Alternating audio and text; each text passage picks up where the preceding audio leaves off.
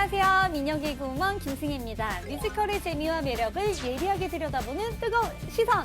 오늘도 뮤지컬 평론가 원종훈 교수님과 함께합니다. 안녕하세요.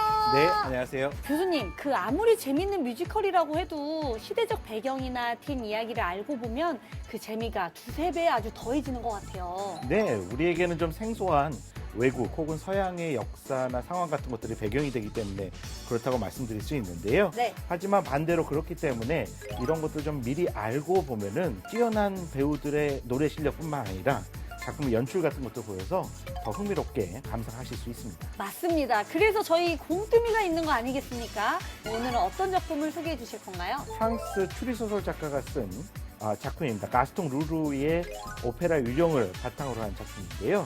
주인공인 유령에 담겨있는 뒷이야기가 아주 흥미진진하게 펼쳐지는 뮤지컬 팬텀입니다.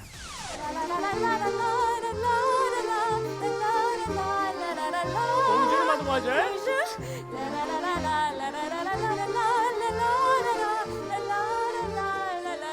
저 여자 뭐야? 한 번도 본 적 없는데? 아, 진짜 장난이야?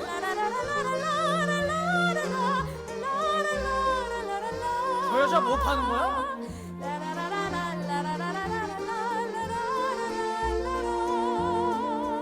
뭘 갖고 오셨나요, 마드모아젤? 새 악보를 판매 중이에요. 지금 막 출판됐답니다. 아름답고 화려한 파리의 길거리에서 청아한 목소리로 노래 부르며 악보를 판매하는 크리스틴 다의 첫 등장부터 들리는 아름다운 노랫소리에 푹 빠졌던 것 같아요.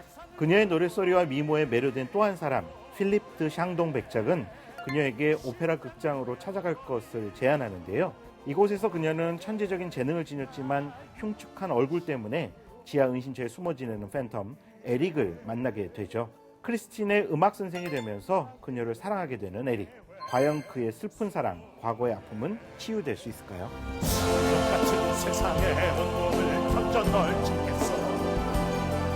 내 영혼 바쳐서 그녀를 뵙겠어. 순결한 나만의 천사. 알 수 있어 환상이 아니야. 그대는 내게로 와. 나의 음악이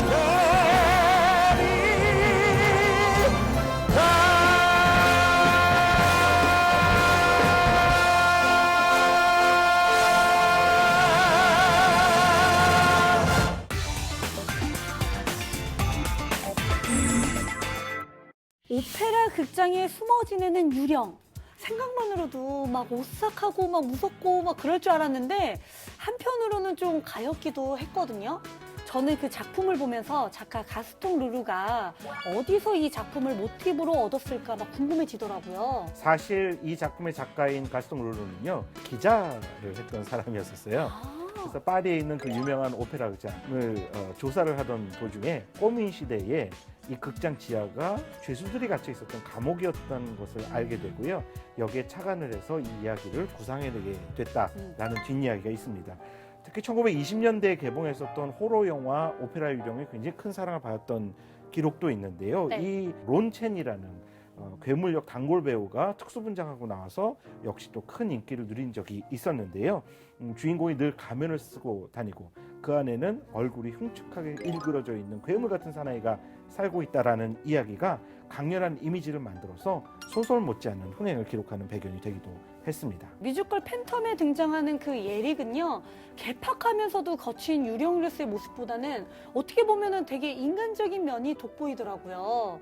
크리스틴의 목소리에 반하는 모습은 순수해 보이기도 하고, 뭐 사랑에 빠진 서툰 남자의 모습이 비춰질 때는 귀여워 보이는 그런 남자가 막 보이기 시작했거든요. 오페라 유령을 배경으로 한 뮤지컬 작품이 여러 편이 있다고 하더라고요. 오페라 유령은 사실은 굉장히 많이 뮤지컬로도 만들어지고 오페라의 소재도 됐었던 단골 그런 작품이었다라고 말씀드릴 수 있어요. 특히 우리나라 대중들에게는 영국 작곡가죠. 앤드루 로이드 웨버가 만들었던 오페라 유령이 굉장히 유명한데요. 네. 무대는 배고픈 예술이다라는 선입견을 보기 좋게 깨뜨린 대표적인 흥행 뮤지컬로 손꼽히는 그런 작품이기도 합니다. 실제로 우리나라 2001년 오페라 유령이 그 이전에는 감히 상상도 못할 정도의 큰 매출을 기록을 했고요. 그 이후에 우리나라 뮤지컬이 뭐 서양의 굉장히 유명한 작품들 우후죽순처럼 앞다퉈 막이 오를 정도로 크게 성장을 했기 때문에 이 작품 우리에겐 더 큰 의미를 갖고 있는 원작이다라고도 볼 수 있겠죠. 이번 뮤지컬 팬텀은요, 같은 원작으로 만들어졌지만 앤드류 로이드 웨버가 아닌 모리 예스톤이 만든 버전이라고 들었습니다. 이탈리아 영화가 있습니다. 페데리코 펠리니라는 감독이 만들었던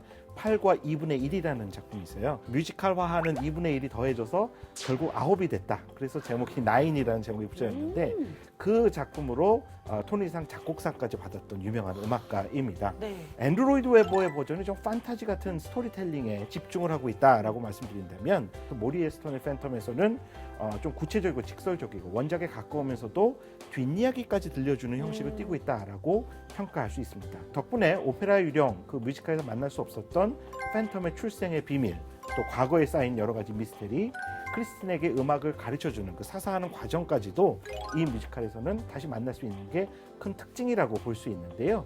덕분에 앤드류 로이드 웨버의 팬들, 매니아들 그 뒷이야기를 즐기고 싶어서 팬텀까지 보게 된다. 네. 이런 이야기도 많이 합니다. 이 무대 위에서 온 마음 다해 노래할 날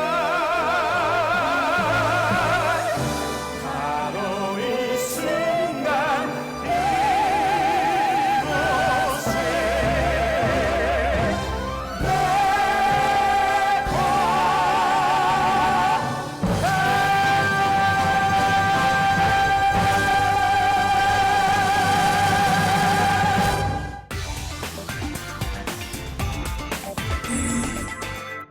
인터미션을 포함해서 러닝타임이 무려 3시간이나 걸친 아주 긴 작품이었는데요. 자칫하면 뭐 지루해질 수 있는 위험이 있지만 너무 재밌었습니다. 요즘에 스몰 라이선스 혹은 넌 레플리카 방식이다라고 얘기를 하는데요. 대본과 악보만 가져오고 비주얼적인 부분은 전부 우리나라 스태프들이 참여를 해서 다시 업그레이드를 시켰기 때문에 네. 이건 외국에서 볼 수 없는 한국만의 버전이 됐다라고 볼 수가 있습니다. 뭐 반대로 얘기하자면 비주얼적으로 그만큼 충실해졌다라고도 평가할 수 있는데요. 상징적 이미지로 통하는 샹들리에 떨어지는 장면, 이게 원래 오페라 유령에서만 나오던 장면이거든요. 근데 이 팬텀 작품에서도 그 장면이 그대로 등장을 하기도 하고요. 네. 또 파리 지하 호수 위에 배가 떠다니는 장면 같은 것도 추가로 더해지게 됐습니다. 뮤지컬을 보면서요, 고급스러운 클래식 음악 감상의 즐거움까지 만나볼 수 있었는데요. 배우분들의 아주 연기력과 가창력도 진짜 정말 대단했던 것 같아요. 우리말 버전에서는요, 새로운 팬텀으로 정성화가 임태경, 카이와 함께 무대를 꾸미고 있습니다. 한국어 초연 무대에서는 박효신이 일약 뮤지컬 스타 덤에 올랐었던 계기가 됐던 작품이 네. 이 작품이다라고 볼 수 있는데요. 이번에 새롭게 가세한 정성화는 좀 부드럽고 더 인간적이고 왠지 더 위로하고 싶은 팬텀의 모습, 그런 맞아요. 보컬을 들려줘서 인기를 누리고 있습니다. 또 소프라노 김순영과 이지혜, 크리스틴으로 등장해서 클래식의 벨칸토 창법을 현란하게 구사하며 작품의 완성도를 높여주고 있고요. 그러나 역시 이 작품만의 정말 재밌는 특징을 하나 꼽으라 하면 네. 저는 이 막에 등장하는 발레 시퀀스가 아닌가 생각이 되는데요. 춤으로 어떻게 이야기를 들려주는지 네. 이 작품 통해서 아주 여실히 잘 보여주고 있습니다. 제가 좋아하는 그 발레리나 김지훈 씨가 등장해서 진짜 너무 굉장히 반가웠는데요. 뮤지컬이지만 때로는 오페라 극장에 앉아 있는 것 같기도 하고 때로는 뭐 발레 공연을 보러 간 것 같기도 하고 전 진짜 보면서 와 정말 대단하다 이런 생각이 들었어요. 우리나라 관객들을 위해서요, 원작과 다르게 4개의 노래를 추가를 해서 이 발레 장면의 비중도 높이고 음악적 네. 완성도도 높이는 한국적 팬텀을 만드는데 많은 노력을 경주했다라는 뒷이야기 들었습니다. 또 크리스틴이 사람들 앞에서 노래 부를 때 감탄을 자아내게 되는 솜씨를 보여줘서 흥미로운 볼거리 가득 담아내는 그런 작품이 됐습니다. 사랑해줘 아름다운 이곳 모두 다 함께 멋진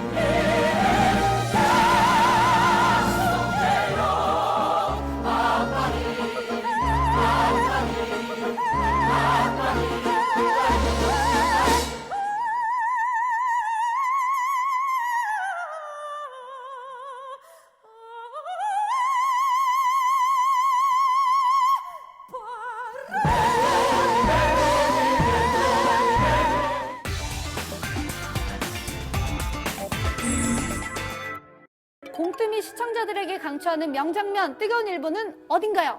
역시 팬텀이 크리스틴에게 음악을 가르쳐주는 그 음악 선생님 장면이 아닌가 하는 네. 생각이 듭니다. 한마디 한마디 하나하나 강렬하게 내라고 지시하는 모습이 아주 인상적인 무대를 만들어내죠. 저는 집에 가는 내내 이 음이 계속 생각나더라고요. 중독성이 굉장히 강한 것 같아요.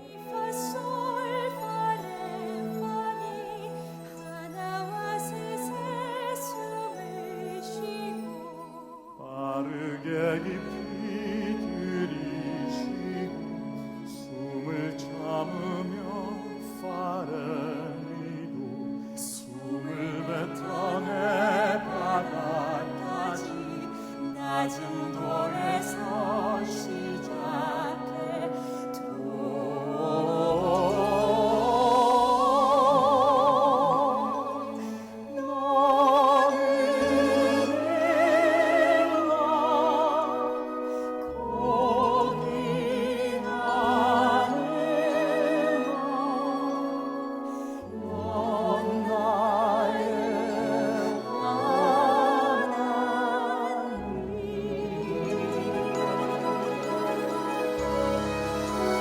뮤지컬 팬텀에 대한 제 별점은요, 드디어 나왔습니다. 바로 5점입니다. 연기와 극 내용도 너무 좋았고요. 뭐 소품이나 그 스크린 배경까지 저는 너무 완벽한 작품이었다고 얘기하고 싶습니다. 제 별점은 4개 반입니다.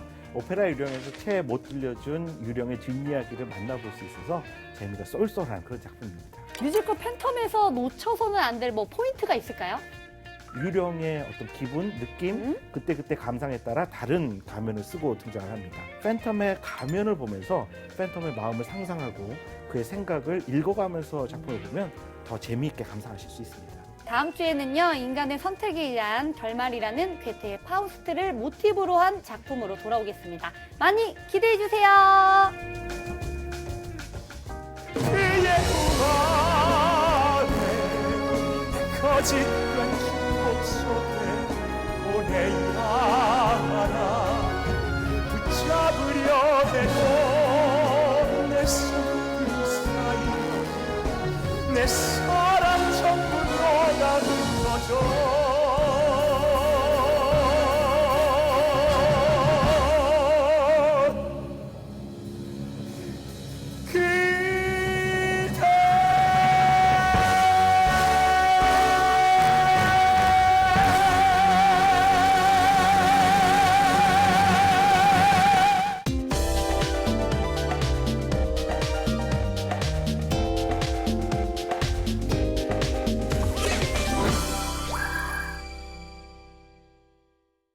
내가 뭘 원하는지는 들었겠지? 예. 그럼 내가 캔버스션을 잡아당기고 물감을 섞고 붓을 빨고 그림 옮기는 걸 돕는 거야. 어? 바탕색 칠하는 것도 돕고. 하지만 그게 그림을 그리는 건 아니야. 그러니까 쓸데없는 상상을 하고 온 거라면 당장 내 앞에서 꺼지. 넌 그저 내 식사와 담배 심부름을 하면서 내 변덕을 다 받아줘야 해. 그게 아무리 힘들고 모욕적이더라. 그럼 이제 예술은 대중적이면 안 되는 건가요? 대중적이기만 해서는 안 되지. 선생님, 마음에 안 드시겠지만요. 요즘 사람들은 프랭크 스테라를 보면서 마크 로스코 볼 때마다 정말 감동을 받아요. 말도 안 되는 소리 하지 마. 진짜라니까요. 너 그 자식들 문제가 뭔지 알아? 그 네가 한 말 그대로야. 그 자식들은 바로 지금 이 순간만을 위해 그려. 그리고 그게 다야. 완전히 일시적이고 일회용이야. 크리네스처럼. 캔버스나 만화책처럼요. 사랑으로 만나는 공연 뜨거운 인터뷰의 아나운서 정현주입니다. 이번에 만날 작품은요, 이 예술가의 뜨거운 삶을 그린 연극이라고 하는데요. 연극 레드의 2명의 배우와 함께하겠습니다. 안녕하세요. 안녕하세요. 반갑습니다.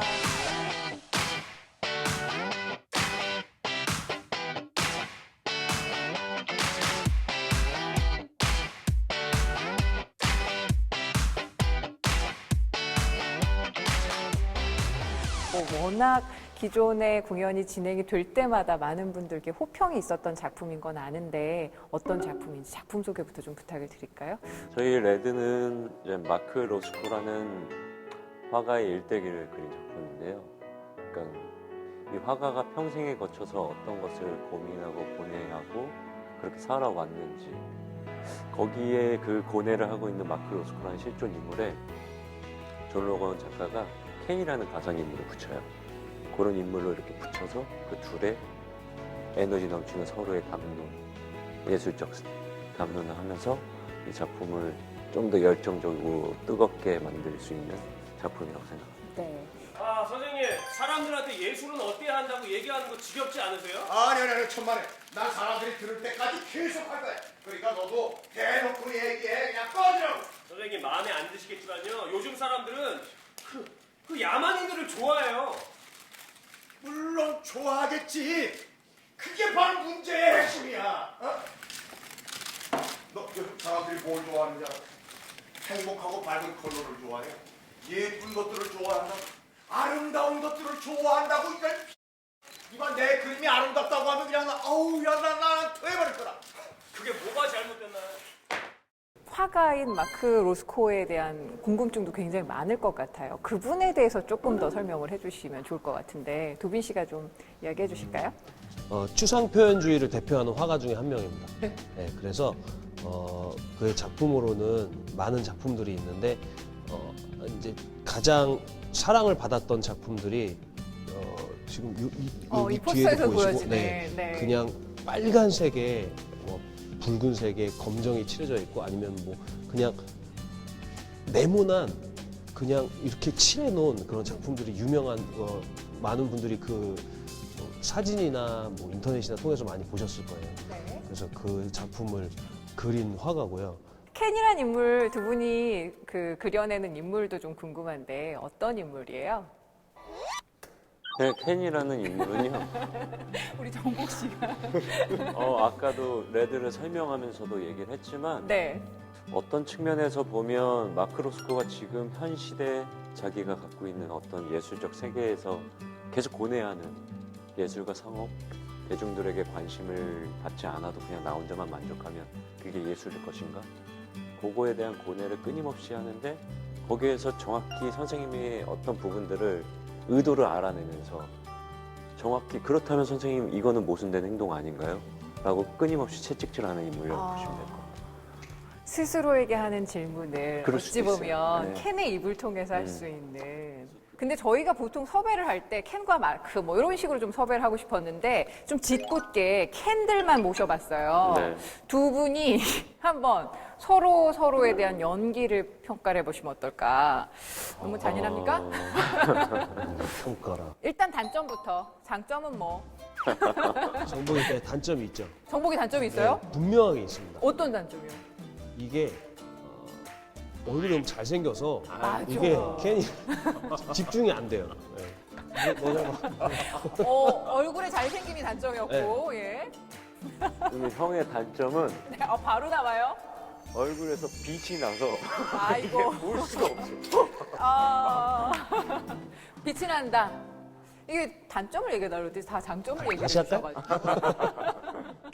이인극이 주는 우리 흔히 말하는 쫀쫀함이 있잖아요. 이번에 또 함께 호흡을 맞추시는 대선배들께서도 어찌 보면 연기 선배시고 인생 선배신데 두 분과 합을 맞추시면서 주로 어떤 이야기들을 나누셨어요? 선생님들이 마크 로스코를 어떻게 생각하시는지 그리고 저는 또 이 세 분은 작업을 하셨었고 저는 처음 들어왔잖아요. 그렇죠. 네, 예. 그래서 많은 도움이 됐어요. 특히 정복이가 도움을 많이 줬고요. 왜냐하면은 미술사에 대해서 제가 그렇게 사실 무지하거든요. 단어들이나 뭐 어려운 말들이 많았었는데 그런 거에서도 많이 물어보고 그리고 선생님들이나 정보이가 마크 로스코와 켄을 어떻게 생각하는지 많은 도움을 받았던 것 같습니다. 우리 정복 씨는 지금 초연 때부터 계속 하시나요? 그렇진 어떻죠? 않고요. 네. 초연, 재연, 전 4년 때부터 초연을 했어요. 세 번째 이번에 하는 건데 매번 이제 작업을 할 때마다 선생님들을 이제 뵙고 테이블 작업을 할 때마다 이게 재밌는 게 선생님들도 나이가 드시면서 그 텍스트를 바라보는 시점이 조금씩 또 바뀌시고 그 달라지는 게 네. 느껴져요? 그걸 또 선생님들도 인정하시고 말씀을 해주세요. 네. 그때까지는 안 보였던 어떤 부분들이 이번엔 부각되더라. 근데 저희도 이제 캔을 보면서 저도 안 보였던 부분들이 보이는 경우도 많고 그리고 선생님을 좀 더 이해하는 경우도 있고 그러니까 도빈이 형 같은 경우에는 형이 들어왔을 때 이제 좋아지는 점들이 형이 이제 어떤 새로운 질문들을 던지면 그게 이제 형 시점에서 봤을 때 이게 좀 난 뭔 말인지 모르겠다. 그랬을 때 선생님과 저한테는 우리도 두리뭉실하게 알았던 것들을 형한테 이제 얘기를 해주면서 명확성들이 계속 생기는 거예요. 다시 좀 되짚어 볼 수 있고. 그러면서 되게 즐거운 작업이었던 것 같아요. 네. 이 관객들 입장에서는 레드에서 어떤 장면 혹은 어떤 대사를 두 분이 좀 가장 힘주어 이야기하실까, 가장 가슴에 와닿을까, 그것도 좀 궁금하실 것 같은데 어떠세요? 페인트 칠하는 그 장면이 저는 하는 걸 보면은 음악과 이 두 배우의 에너지와 그 하얀 캔버스가 빨갛게 이렇게 하면서 여기 요만큼 나온 게 싹 칠해지면서 음악이 확 고조되거든요.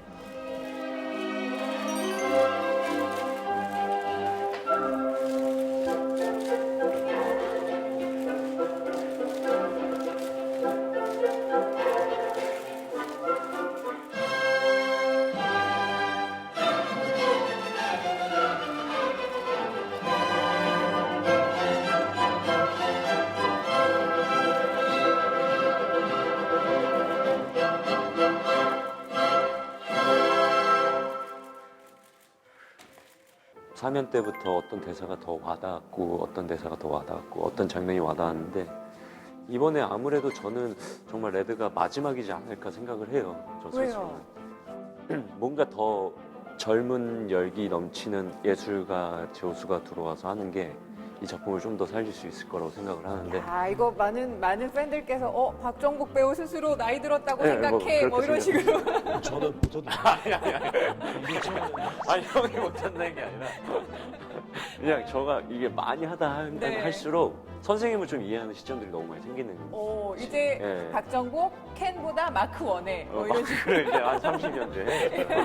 근데 그러다 보니까 올해는 그냥 전체가 좀 이 전체가 좋은 것 같아요.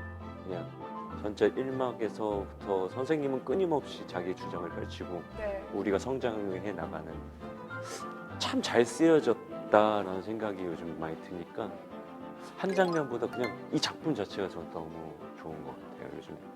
우리 정복 씨 레드 사랑은 익히 알고 있었는데 이 정도로 통째로 다 줬습니다. 이렇게 해버리면 저희는 어떻게 볼 수가 편집을 없네요. 합니까? 가보시면 알겠습니다. 자, 저희 뜨거운 인터뷰에서 특별한 코너를 마련했는데요. SNS를 통해서 미리 두 분께 저희가 좀 질문을 주십사 말씀을 드렸거든요. 자, 이 뜨거운 질문 지금부터 가겠습니다. 4바이트 YS라는 분의 질문을 제가 좀 골라봤어요. 그 레드라는 색에서 주는 이미지가 굉장히 강렬한데 두 배우분들은 자신의 어떤 점이 레드와 비슷한가요? 라는 질문을 주셨거든요. 이거 질문 심오하다.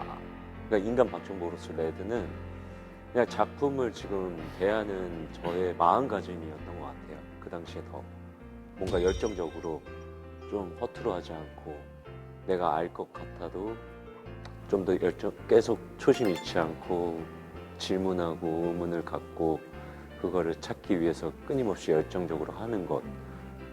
박정복에게 레드는 나의 연기에 대한 열정이다. 이 질문이 채택되신 분께는 저희가 또 이 레드의 초대를 합니다. 괜찮죠? 두 장의 티켓 보내드리니까 또 많이들 참여해 주셨으면 좋겠고요. 레드를 통해서 두 분 만나뵙게 됐는데 그야말로 뜨겁게 공연을 하고 계실 것 같아요. 연극 레드 더 기대해 보겠습니다. 좋은 말씀 감사해요. 고맙습니다. 감사합니다. 안녕하세요. 여기는 예술의 전당 자유소극장입니다. 서초동이고요. 지금 레드 자유소극장에서 레드 공연하고 있습니다. 강신일, 정보석, 김도빈, 박정복.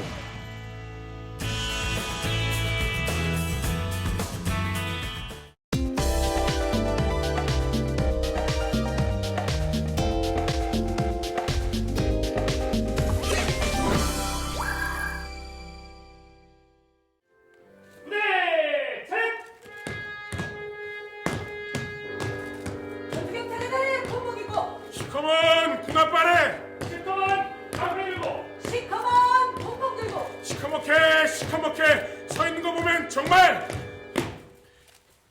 무섭다. 4개의 시간, 4개의 공간에서 진행되는 창의적이고 독특한 연극, 더 헬멧입니다. 이제 본인은 임기 중 예언이 불가능하다고 판단하고 1987년 전두환의 호언선언 중대방송이 라디오 뉴스로 흘러나오면서 이야기는 시작되는데요. 대학가에서는 데모가 일어나고 운동권 학생 둘이 백골단에 쫓겨 서점으로 도망치게 됩니다. 죄송합니다. 괜찮아. 학교 앞에서 서점 안 될 정도야 뭐. 잠시만 좀 숨어 있을게요. 학생 선배들 이미 여기 학원 있다 왔어. 얘기 안 해? 학생이 안좀 딱 도와줘. 당시 민주화운동의 거점이었던 사회과학서적 전문서점의 주인은 서둘러 그들을 서점 뒤편 비밀 공간으로 숨기는데요. 이때부터 관객들은 앉은 자리에 따라 빅룸과 스몰룸의 서로 다른 입장에서의 연극을 관람하게 됩니다. 잠궈. 믿고 보는 대학로의 콤비, 김태영 연출과 지희선 작가의 2017년 작품인 이 연극은 룸서울과 룸알레포라는 두 개의 시공간에서 백골단과 학생, 화이트 헬멧과 아이의 이야기를 4개의 대본으로 나누어 펼쳐놓았는데요. 참신한 구성과 무게감 있는 주제로 2017년 초연 당시에도 전성 매진을 기록하며 화제가 되었던 작품이죠. 야, 문제라! 저 사장님은 아무 잘못 없단께! 나만 잡아가서! 민주화 운동을 가로막는 백골단 전경과 시리아 내전 때 방탄복도 없이 목숨 바쳐 부상자들을 구하던 하얀 헬멧의 이야기가 어떻게 이어지게 될지 궁금한데요. 군인이 대통령 되니까 이렇게 우리를 잡는 거지. 아니, 복제 정권이니까 우리를 이렇게 잡는 거지! 사람들이 투표로 대통령을 못 뽑으니까 이거인 거지! 물러나! 물러나! 물러나! 한 번 보면 4편을 모두 봐야 하는 중독성 강한 연극 더 헬멧은 오는 2월 27일까지 세종문화회관 S시어터에서 관람할 수 있습니다. 돈 안 갖다 바친 애들 못 봤다.